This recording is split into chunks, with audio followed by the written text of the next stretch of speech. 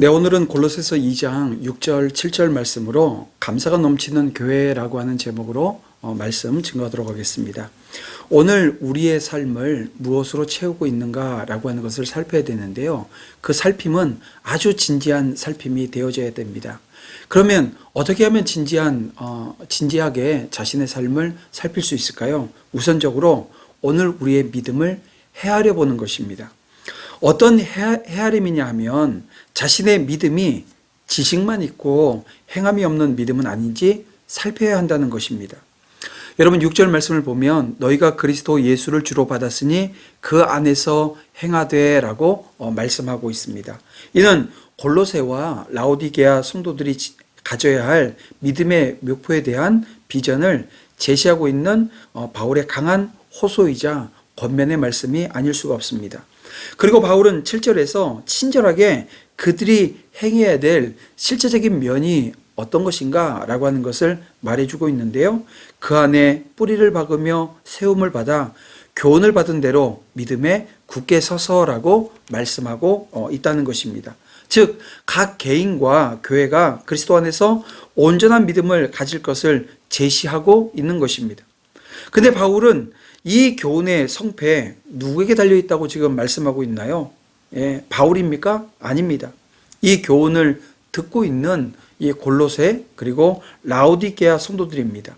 그리고 2000년이 지났지만 지금 이 글을 읽고 있는 이 말씀을 대하고 있는 이 말씀 앞에 서 있는 저와 여러분에게 달려있다는 것입니다. 여러분 이것이 중요한 것입니다. 아무리 신앙에 유익을 주는 진지한 교훈이라 할지라도요, 그에 대한 사람의 반응이 없다고 한다면 그것은 아무 유익도 없습니다. 여러분 6절과 7절 말씀을 읽고 인생을 살면서 그리스도 안에 뿌리를 받고 세움을 입어 믿음에 굳게 서는 것이 정말 중요한 것이구나 라고 하는 그런 알매서 오늘 우리가 그친다고 한다면 그것은 그 사람에게 아무 유익을 주지 못한다는 거죠. 여러분 생각해 보세요. 의사가 환자에게 당신의 질병을 위해서 이런 약을 복용해야 합니다. 이 복용하는 것이 필요합니다. 라고 처방을 내렸는데요. 환자가 그 처방을 듣고 그래 나는 이러저런 약을 먹어야 되는구나 라고 아는 것에 그친다고 한다면 그 처방이 어떤 유익이 있나요? 아무 유익도 없는 것입니다. 환자가 의사의 처방을 들었다고 한다면 여러분 그 처방대로 약을 복용해야 됩니다. 그래야 처방이 자기에게 유익이 되는 것입니다. 이것은 신앙에 있어서도 마찬가지라는 거예요. 거짓 교훈으로 분쟁이 일어나고 낙담해서 그리스도를 떠나는 사람들이 생긴 이 고린도 또 라오디게아 지역에 있는 성도들에게 바울은 지금 처방을 내리는 것입니다. 어떤 처방입니까? 그리스도 안에 뿌리를 받고 세움을 입어 믿음에 서야 한다라고 하는 그런 처방을 지금 해주는 거죠. 근데 이를 무시한다고 한다면 그들은 영적인 질병이 나아서 온전한 믿음으로 나아갈 수 없다는 것입니다. 절대 그럴 수 없어요. 아는 지식, 다시 말하면 신앙의 원리를 자신의 삶 속에 적용하지 않는다고 한다면 그 원리는요 자신의 것이 아닙니다. 아무 유익이 없으니까 자기 거라고 이야기할 수 없다는 것입니다. 그래서 여러분 필요한 게 뭐라고요? 행함이라는 것입니다. 아는 대로 실천하는 것, 이건 필요한 것입니다. 때문에 바울은 거듭해서 그리스도가 얼마나 소중한지를 설명을 하고 6절에서 이 골로새와 라오디게아 성도들에게 그 안에서 행하되 라고 하는 권면의 말씀을 주고 있는 것입니다. 그렇습니다. 여러분 기독교 신앙은요 아는 것만으로는 부족합니다. 행함이 반드시 필요하다는 것입니다. 여러분 아는 것 중요하지요. 그 아는 것을 행하지 않는다고 한다면 소용이 없다는 것입니다. 그래서 야고보서를 보게 되면 야고보가 어떤 이야기를 합니까? 행함이 없는 믿음은 그 자체가 죽은 거라고 말씀하고 있는 것입니다. 여러분의 믿음은 살아 있습니까? 우리는 이 신앙의 원리를 아는 대로 여러분 그것을 실천해야 됩니다. 그렇지 않으면 생명을 주는 진리를 알고도 우리는 그 생명을 얻지 못할 것이고요. 유익을 주는 진리도 오늘 우리에게 무관한 것으로 남게 되어질 가능성이 너무나도 크다는 것입니다. 그러므로 그리스도에 대한 믿음을 가진 자는 그분을 주님으로 모시고 사는 것을 즐거워하고요, 감사해야 합니다.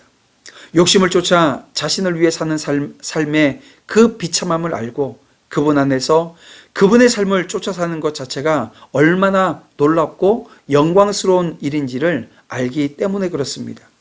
그분의 말씀에 깊숙이 뿌리를 내려서 영의 양식을 공급받고 교훈을 받은 대로 어떻게 된다고요? 순종하는 자리로 가야 된다고요. 순종할 때 기쁨이 있고 감사가 넘치게 되어지기 때문에 그렇습니다. 바울은 이 은혜가 교회 안에 충만하기를 원했던 것입니다. 사랑하는 성도 여러분, 다시 말씀드리지만 그리스도를 알고 믿음 안에 있을 때 교회가 감사로 충만하게 되어집니다. 그것이 마땅합니다. 믿음의 대상과 내용이 되시는 예수 그리스도를 생각할 때, 그 은혜를 생각할 때 어찌 그러지 않을 수 있겠습니까? 죄악 가운데 살던 자가 의를 위해서 살게 되어지고요, 사단의 종노릇 타며 살았던 자가 이제는 하나님의 영광을 위해서 산다고 한다면, 여러분, 이것이 그냥 삶에서부터 우러나오는 그 감사, 진정한 감사가 여러분의 그런 모든 삶 가운데 나타나지 않을 수 없다는 거죠. 모든 만물을 발 아래 두신 예수 그리스도께서 우리의 주님이 되시니 여러분 참으로 든든하다는 것입니다. 그분 안에 뿌리를 내리고 그분의 가르침을 따라 믿음으로 사는 것은 여러분 참으로 행복이 아닐 수 없는 거죠. 이분이 우리를 붙드시고 능력을 주신다라고 하는 것 여러분 믿어지십니까? 이 믿음이 있게 되어지면 행복이요 그냥 오늘 우리의 삶 가운데 들어오는 거예요.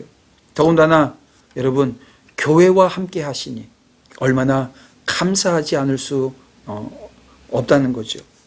이 시간 그래서 여러분 자기 자신을 한번 돌아보십시다. 혹여 감사가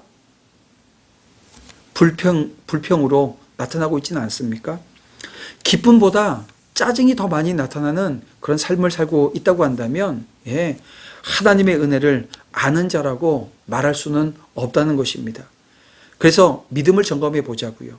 참된 믿음은 상황에 따라서 절대 달라지지 않습니다. 상황이 좋으면 빵긋, 상황이 안 좋아지면 우울, 그런 게 아니라는 거예요. 언제나 주님의 가르침을 받기에 감사와 찬양이 있기 마련이라는 거죠.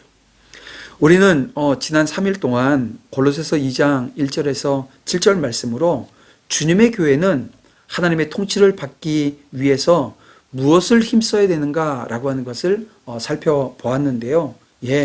교회는 말씀으로 살아가는 자들, 교회는 믿음으로 살아가는 자들, 교회는 감사함으로 살아가는 자들의 모임이 되어줘야 된다는 것입니다. 여러분 어떻습니까? 내가 지금 말씀으로 살고 있나요? 나는 믿음으로 살고 있습니까? 여러분의 삶에 감사가 넘쳐나고 있습니까?